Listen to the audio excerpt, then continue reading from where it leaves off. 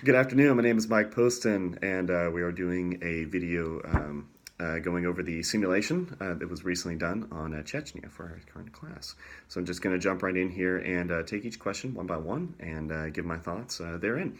So the first question we're dealing with today is an introduction that explains the purpose of the simulation and the importance of the topic. So the purpose of the simulation was to engage in a case study grounded in historical events that would allow the players to further their understanding of the actors involved in a conflict resolution process, the challenges therein, and data points from which to develop a theoretical model for conflict resolution processes throughout lessons learned via this simulation. These lessons learned could be applied appropriately to their own limitations, both to a personal awareness for individual conflict resolution experiences in the future, as well as growing a systematic understanding of best practices overall. Simulations are essential for those interested in pursuing career-based activity within the field, since they facilitate a practical application of garnered knowledge and methodologies without the consequences of acting within the real world. Short of engaging in conflict resolution processes, a simulated exercise is the closest a student can get to exercising learned practices for conflict resolution. With the assigned roles for this simulation, there is the fascinating dynamic that the students were not necessarily bringing to bear the practices that they personally believed would be most effective. Rather, the student can assume the practices that the role which he or she has assumed and witness how these strategies play out in contrast. For myself, I assumed the role of Viktor Ozerov for the simulation, and Mr. Ozerov, being a tried and true Federation man, I was able to suspend some of what I would consider to be the best practices and adopt some basic assumptions about the role that I was playing. First, I assumed that while Mr. Ozerov was willing to work with NATO and the United States, he would be inherently skeptical of Western influence. He did, after all, come from the prior experiences of the Soviet Union and then moving into the Russian Federation, so certainly would have some skepticism of anything coming from the West. Next, I assumed that Mr. Ozerov generally did not place too much importance on cultural sensitivity and would prioritize success over reconciliation. However, he would be very willing to use apparent altruism to manipulate the situation to his advantage. So I think he would definitely take some ticks from his boss, Mr. Putin, at this stage, who exercises that quite effectively. Finally, I assumed that Mr. Ozerov was a strong nationalist and believed Russian superiority and excellence to be guiding factors for him.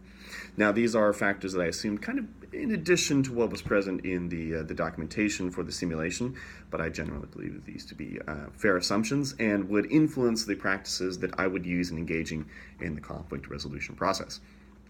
So moving on to the second question, the discussion of what you knew or suspected going in. You may discuss relevant readings that address the topic, etc., etc. Going into the simulation, my knowledge of the Chechnyan conflict, honestly, was pretty limited. I knew that then the current conflicts with the United States and ongoing conflicts in the United States and many of the combatants originated in Chechnya.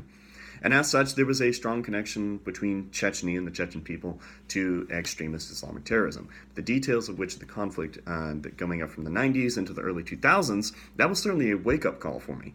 I really had no idea the conflict was of such high frequency and so important to Russian security overall. And several of the current conflicts, honestly, began to make a great deal of sense, putting this conflict in the context that I found from both of the readings, particularly on Chechnya. In terms of the readings outside of those directly pertaining to Chechnya, I found Peter Jones's article on Canada and mediation particularly interesting, though not due so much to the arguments that Mr. Jones is necessarily arguing for, but how a lot of these mediation practices were not necessarily successful. And I think that was an experience that would really play into Mr. Ozerov's skepticism and opposition to third-party mediation. I think that his natural skepticism towards the West would play into that, and therefore would not be okay so much with third-party mediation in this conflict, especially with his Russian nationalism at play. In terms of the players involved and what I assumed going in, I assumed there would be someone on the Russian side taking a particularly hawkish position that would really just argue for we just need to have full-on military intervention and that person would need to be reined in from more of an all-out war position. On the Chechenian side, I anticipated two primary positions. First, there would be those calling for independence, but from a bit more moderate position, understanding the importance of security for the Russian side, basically arguing they have a right to rule themselves, the basic stuff for the establishment of any state. In addition, there would be a more idealistic camp that would seek a bit more retribution and repayment from the Russian Federation for all the violence in the 90s. It would tend to just blame the Russians and want to have more of a retributive stance there. Interestingly enough, I found that my assumptions about the players involved turned out to be pretty accurate in a very generalized perspective. So moving on to question 3, a discussion of critical factors that contribute to a successful resolution of a conflict. I think based upon this simulation, there are a few critical factors that would lead to a successful resolution of conflict. So we want to point into some critical factors here. First, there must be clear, transparent communication of areas which cannot be compromised for each side. So while in the simulation there was no prior coordination or communication, having a united and agreed upon bottom line for each side would have cut through the modicum of smaller conflicts that could potentially derail the entire endeavor. Second, after this baseline is established, both sides engage in a willingness to compromise. So apart from these areas which they have to be the points in which each side says, I'm not going to compromise upon this, everything else is fair game. And being able to compromise on that, these smaller gains and losses that must be traded off for the sake of overall success. Now, finally, having clear leaders that can make unpopular decisions is critical. While everyone's voice needs to be heard, especially in the context of the conflict resolution, without a voice on each side willing to say no to its own members, this compromise is nearly impossible to attain. Everyone's priorities are going to be different at different stages. So moving on to question 4 now, a discussion of lessons learned from the simulation. This is an interesting question here because for myself, the key lesson learned was that very quickly, everyone is going to insist upon and relentlessly pursue their own agenda. I think, contrary to what I believed going in, that people would be much willing to engage in this compromise early on, that didn't seem to be the case. Therefore, patience, maintaining a very cool head, and ignoring anything that even could be either was or be construed as a personal insult is an integral lesson learned. I think my air conditioning just came on, so hopefully the audio still comes through clearly.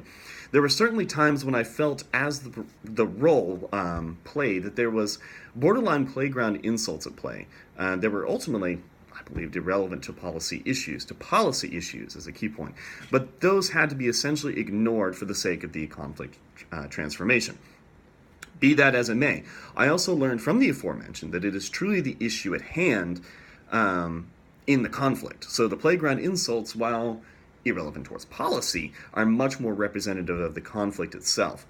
While the particulars of legality, policy, borders, etc., all the stuff that plays into international conflict, as those are being discussed, the conflict truly boils down in essence to two groups that just don't like one another, which is the base of any conflict that ever exists. Therefore, communication and discussions need to not only satisfy the baseline requirements of each side, baseline requirements aforementioned being the critical factor, but build and establish the example for true conflict transformation via the establishment of relationships. And that's really the hard work of transformation, since it cannot be just the players involved in the summit. It needs to be the citizenry of each nation involved. It's a daunting and very huge prospect, but it must begin with the summit itself and the relationships that are established therein.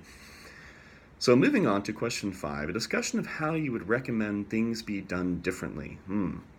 So my recommendation for things to be done differently would be to first establish clear leaders who develop comprehensive integrated strategies with identified necessities, desires, and areas of compromise.